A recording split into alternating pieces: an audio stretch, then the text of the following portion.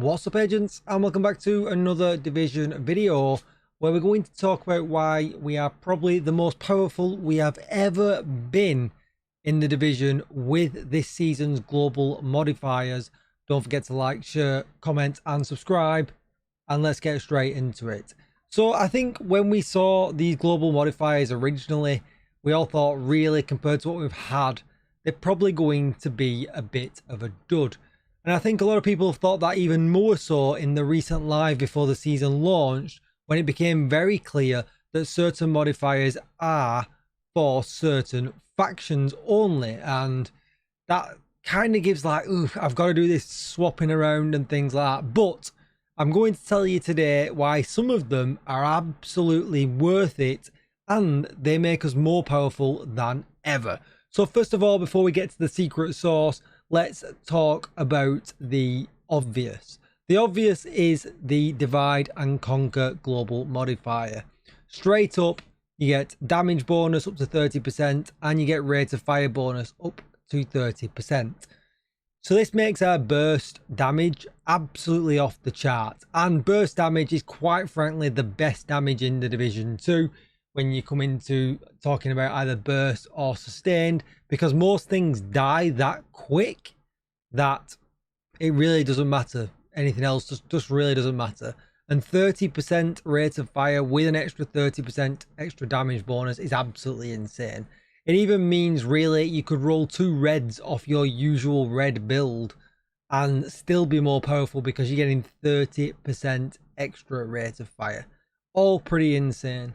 But that's not really what I wanted to talk about. I really wanted to kind of talk about the active modifiers and the passive modifiers. Now I've got 2 active modifiers that I don't really need to show you them in action, but that are my favorite for when we're talking about pure all-out damage. The first one is obviously going to be Zealot. This thing is an absolute powerhouse. So on activation, we gain 20 stacks of Zealot, each one granting weapon damage and damage reduction. The damage reduction on this thing as well is huge. So not only are you getting weapon damage, you're getting a huge load of damage reduction, and you can just stay out of cover and just kill things and really don't have to worry about dying. I used it loads in retaliation when I was leveling up, and it's absolutely brilliant even at 4-man scaling. After 10 seconds, you begin losing 1 stack, which is already pretty generous, and the stack consumption rate increases every 10 seconds. Eliminating hostiles restores Zealot stacks. Upon reaching 0 stacks, a damaging EMP explosion is triggered at your location, leaving you at 1 health. And if you kill things with this explosion and you've got armor on kill on your build, for instance, I'm looking at you, Gunner, that gives you 10% armor on kill, you actually get that back. So just be aware of that. This thing can actually be pretty powerful and not quite as dangerous when that explosion goes off. For each enemy hit by the explosion, recover armor and health as per the table below. So you've got that to count as well, which is really, really good. So mine's maxed out. I spent a lot of time maxing out all of the modifiers. I've just not quite yet maxed out, say, cheese, but I'm not so worried about that. But I'll talk about that in just a second. You can see here, the damage reduction per stack is 10%. So that is absolutely huge, because we gain 20 stacks of Zealot just on activation. So the second you activate it, you just take no damage. Like, it's absolutely crazy. That's 200% right off the rip. Damage reduction. And if you're killing things as well, you know, for that first 10 seconds you can practically become invincible. Then we get 5% damage per stack, so again that's 100% weapon damage right off the rip. Initial stacks are 20 for when you are maxed out. The cooldown is 50 seconds, which is pretty short. Stacks per kill is 5, and that, you know, 5 stacks per kill, don't forget as well. So yeah, pretty insane how much you can stack this thing up. And then up to 30% recovery for hitting with the EMP at the end. So at level 5, this thing is an absolute beast. and it's pretty obvious the go-to for any kind of DPS damage build. But I do want to talk to you about Sanitation. Sanitation is incredibly powerful without the downside of losing your armor and health like Zealot does at the end. Plus, it provides a lot of CC. It reminds me a lot of running Hunter's Fury in comparison to Strikers. Strikers is your all-out damage set, which we would compare to Zealot. But then Sanitation is your Hunter's Fury. Provides a lot of damage, but also provides CC at the same time. Meaning you can afford to play it up close and personal just that little bit more. So it says here, set enemies on fire within a radius. Set enemies within a radius on fire. While the modifier is active, each unique enemy set on fire adds 1 stack of Sanitation, which grants extra damage to burning enemies. Up to a maximum. And then we'll talk about the maximum in a little bit. 2+ stacks for each enemy currently burning, repair your armor for every second. And 3+ stacks, critical hits, inflict burning on enemies. And that's the secret sauce. If you can run up to at least 3 enemies and hit T and turn on the modifier and get 3, this is where you're at. This is absolutely brilliant at this point. To level up this modifier, eliminate hostiles while this modifier is equipped, or complete retaliations, which is the same for all of them. But look at this. So you get 7% damage per stack. So like I said, if you can hit 3 right off the rip, that's 21% damage per stack right off the rip. The more enemies you can hit initiating it, the better. The duration's 55 seconds, which is kind of fine, doesn't really matter. That's a long time to be hitting things. Cooldown's only 45 seconds. The explosion radius is 20 meters. The max stacks we can get is 10. So that's 70% extra weapon damage. And then we also get 110% repair per stack. But what you've got to think about is here, if you're running this with a crit build, every enemy you hit with like an AR or an SMG also gets set on fire. So you can think about that. You can use things to spread the fire around if you want to, or just run your regular build and you'll see armor regen. You'll see them being set on fire. You do even more damage to them while they're on fire. Like, it's absolutely insane. Like the fact that you're doing all this weapon damage, you're getting burn damage, you're getting CC. These two are absolutely brilliant.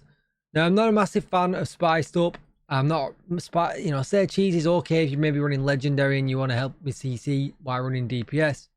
Yeah, okay.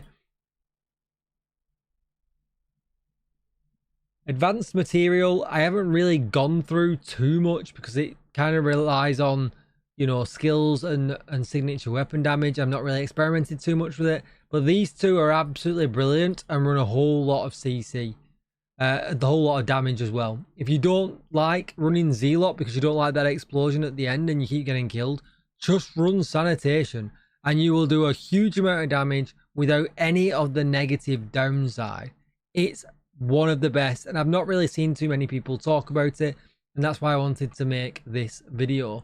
Everyone's kind of just jumping on the Zealot bandwagon, getting frustrated with it and dying, and just turning the global modifiers off, when Sanitation just doesn't have any downside. It's just really, really good.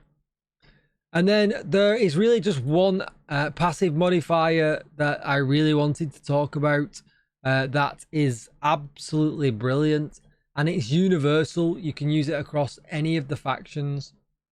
It's really, really good. And I will talk about a couple of the other ones that I think are brilliant as well. But let me show you this here, Rupert's Tier, which is great when you are fighting the kill squads. So let me pull up a quick video. So this video was in a retaliation run where I was testing a tipping scales build, and there's 2 tanks just here in front of me. And although yes, I am powerful, what's really, really good about this is also it works very well in a group. So if you or one of your teammates break the armor, all of a sudden the chungers become naked and they just take a whole lot of damage.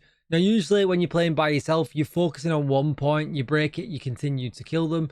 but it does take away that room for error in the fact that you can just continue to hit them absolutely anywhere and they'll take a huge amount of damage and die really quick. There's 2 chungers in front of me here that I have to kill. The first one goes pretty straightforward, you can see. Boom, it stripped his armor. I kind of moved a little bit because he staggered, but it didn't matter. He just instantly died. And again, you'll see the same here now with this chunga here. The minute you break one, they're just instantly dead. And as you can see there, I wasn't really running with too many stacks and I was only critting for 700k. You can imagine this when it's 4 people and all the armor breaks and you're running strikers, max damage builds and all the rest. They just absolutely get obliterated. Let me just show you what I meant. That was normal chungers. Let me just show you on the kill squad. So as you can see here now, I'm just shooting the kill squad tank. There's a whole bunch of trees in the way and I'm not doing a lot of damage, but there you go. You know, the second that the armor broke, you saw that he instantly just died. And it's, yeah, it just becomes really, really easy. I've got another clip here. I'm not sure what this one is. Oh no, that's me messing the start of the video up and having to start again. So let's just forget I showed you that. But yeah, really, really good. If you're struggling with retaliation and you need help with the kill squads, you can, you know, sometimes there's 2 of them that chase after you with chainsaws. Were this, you'll eliminate them and then you're evening up the fight really, really, really quickly. Now the rest of these here, you know, the universal mods are just extra damage, which is, you know, okay and great. You know, Stepping Stone speaks for itself. Really, really good one. But if you're against hyenas, this one is goated. And they talked about it a little bit in the live, but it is literally like having turmoil on without having turmoil on. Shooting hyena's shields deflects your bullets, dealing 50% of the damage to each enemy within 10 meters of the target. Now, the enemy still takes full damage. The shield still takes full damage, but it deflects 50% of the damage to other enemies. And it's like turmoil. It's not a random deflect that can't miss or anything like that. You'll just see all the other enemies around, in and around them within 10 meters just die. So if you're going against hyenas, this is another one that's an absolute no-brainer. Rupert's tier, unfriendly fire. If you're against hyenas, absolutely brilliant. You know, no messing around there whatsoever. If you're against Rikers, mismanagement again is brilliant. Take out the named boss, and then all of a sudden everything else around starts suffering the bleeding, and you get the bonus armor. It's not as good as unfriendly fire, but again, it becomes really, really powerful. And yeah, I just really, really like it. It's great. Now these other 2 I can't really write home about too much. If you want to take them in and, you know, perhaps do a little bit of CC by shooting the foam canisters or by shooting the gas canisters, that's great. But, you know, unfriendly fire is by far the best one against hyenas in this section. Mismanagement is okay. I suppose bad reception, again, is okay. These 2 are kind of mid. But, you know, if I'm going in running anything, I'm generally running Stepping Stone, Rupert's tier, and unfriendly fire. If I'm not against hyenas, I might pick out mismanagement. But then generally, I probably just save myself a little bit of hassle by running batter up, because it's always nice to be able to soak up one of them grenades that just catches you off guard, especially if you are playing solo. But Stepping Stone and Rupert's tier are pretty much in my loadout 24/7. They're just really, really good.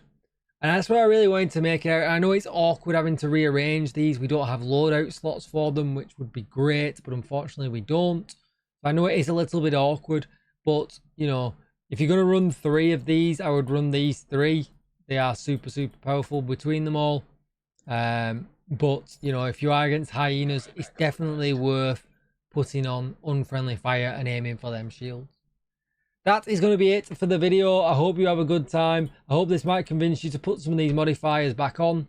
I know it's a little bit of a pain making sure that you have a green map, but once you've got the green map, I've had this map now for 3 days and not had anything take over at all. And my New York and Brooklyn maps constantly stay green at all times. So yeah, pretty good. And I haven't done the invaded this week either, and that doesn't seem to be affecting the take back either. So yeah, that's all pretty good in my books. But yeah, definitely worth doing. Check it out. Let me know in the comments down below what you think. Don't forget to like, share, comment, and subscribe. As always, thank you for watching, and I'll see you in the next one. Oh, before I go, we are really close to 35,000 subscribers here on the channel.